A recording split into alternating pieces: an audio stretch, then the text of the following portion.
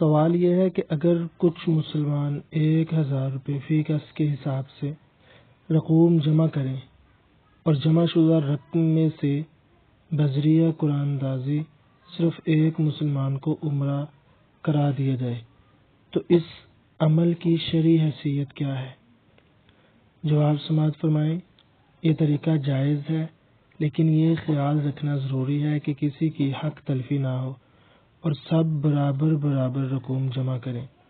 باقی اس میں یہ شرط نہ ہو کہ اس کو ضروری عمرے پر جانا ہوگا، بلکہ اگر اور کوئی کام اس سے زیادہ ضروری ہو، مثلا اگر قرض ادا کرنا ہے تو پہلے قرض ادا کریں، بعد میں اگر رقم بچ جاتی ہو تو عمرہ کر لیں۔ اللہ و رسولہ اعلم بالصواب۔ اس ویڈیو کے حوالے سے اگر آپ کچھ پوچھنا چاہیں تو کمنٹ کی صورت میں آپ پوچھ سکتے ہیں۔